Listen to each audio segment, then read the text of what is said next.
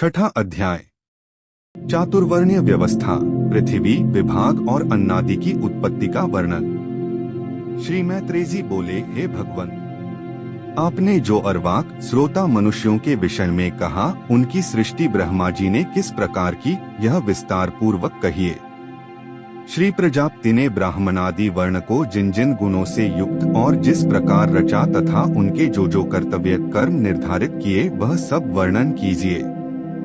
श्री पराशर जी बोले, हे द्विजश्रेष्ठ, जगत रचना की इच्छा से युक्त सत्य संकल्प श्री ब्रह्मा जी के मुख से पहले सत्व प्रधान प्रजा उत्पन्न हुई।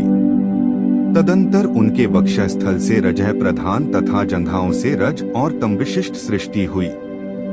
हे द्विजोत्तम, चरणों से ब्रह्मा जी ने एक और प्रकार की प्रजा उत्पन्न की, वह तमः प्रधान थी। ये ही सब चारों वर्ण हुए।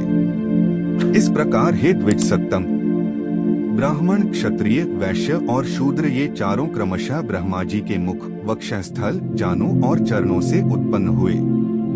हे महाभाग, ब्रह्मा जी ने यज्ञानुष्ठान के लिए ही यज्ञ के उत्तम साधन रूप इस संपूर्ण चातुर्वर्ण्य की रचना की थी।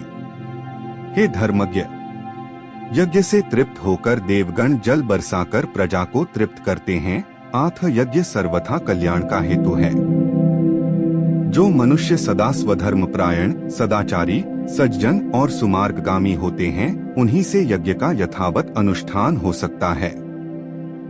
हे मुने, यज्ञ के द्वारा मनुष्य इस मनुष्य शरीर से ही स्वर्ग और अपवर्ग प्राप्त कर सकते हैं तथा और भी जिस स्थान की उन्हें इच्छा हो उसी को जा सकते हैं।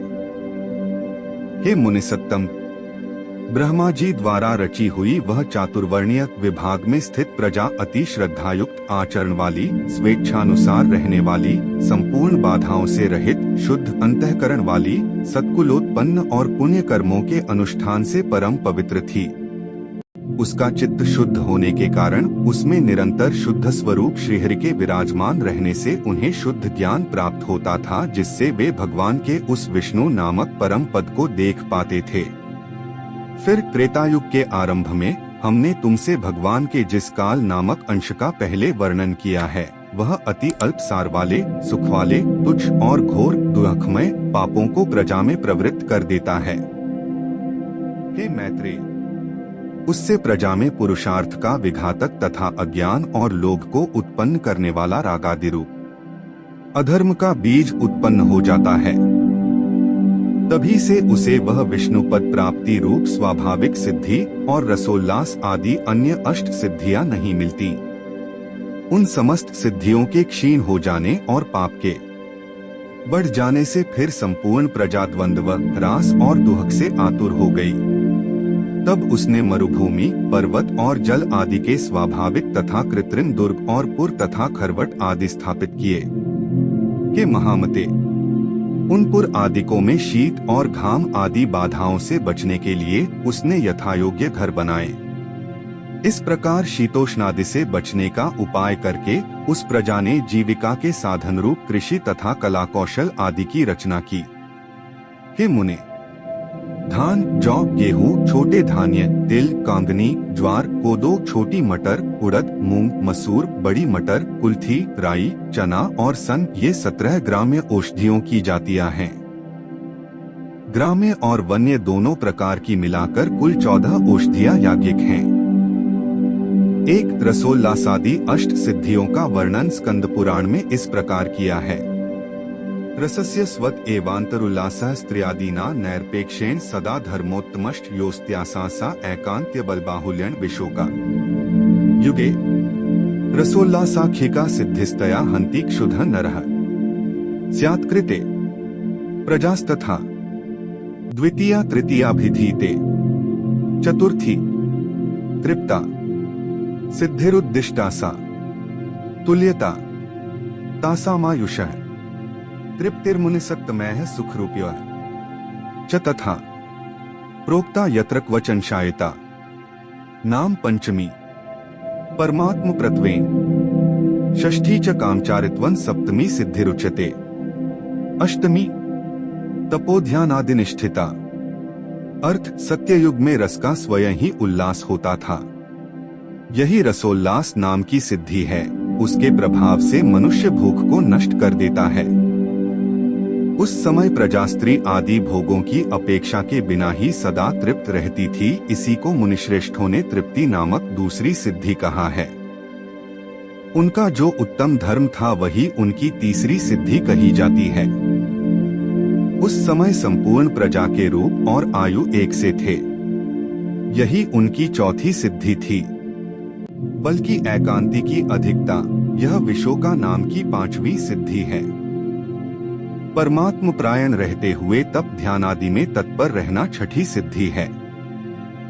स्वेच्छानुसार विचरना सातवीं सिद्धि कही जाती है तथा जहाँ तहाँ मन की मौज पड़े रहना आठवीं सिद्धि कही गई है।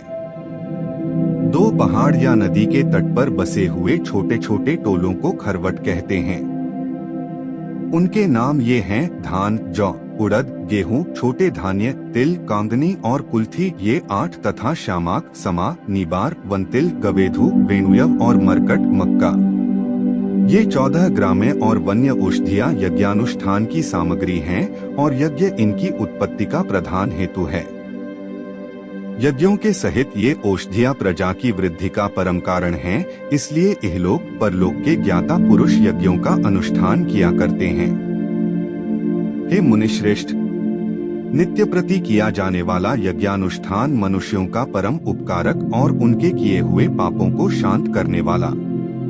हे महामुनि, जिनके चित्त में काल की गति से पाप का बीज बढ़ता है, उन्हीं लोगों का चित्त यज्ञ में प्रवृत्त नहीं होता। उन यज्ञ के विरोधियों ने वैदिक मत, वेद और यज्ञादि कर्म सभी की निंदा की है।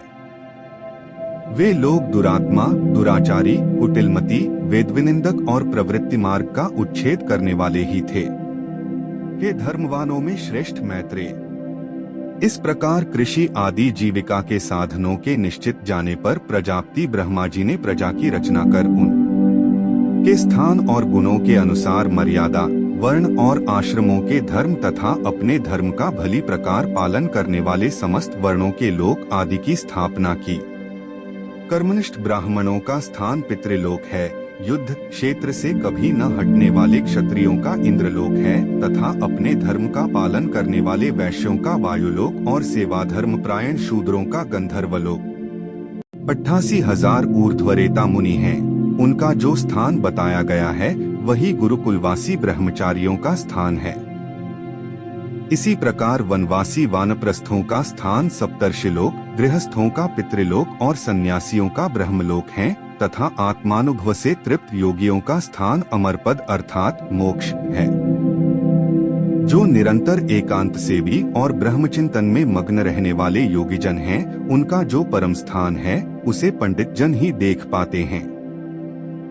चंद्र और सूर्य आदि ग्रह भी अपने अपने लोकों में जाकर फिर लौट आते हैं, किंतु द्वादशाक्षर मंत्र नमो भगवते वासुदेवाय का चिंतन करने वाले अभी तक मोक्ष शब्द से नहीं लौटे। तामिस्र, अंधतामिस्र, महारौरव, रौरव, असिपत्रवन, घोर, कालसूत्र और अवीचिक आदि जो नरक हैं, वे वेदों की निंदा और यज्ञों का उच्छेद करने वाले तथा स्वधर्म विमुख पुरुषों के स्थान कहे गए हैं। हम मिलेंगे अपने अगले अध्याय में, तब तक के लिए जय श्री कृष्ण मित्रों।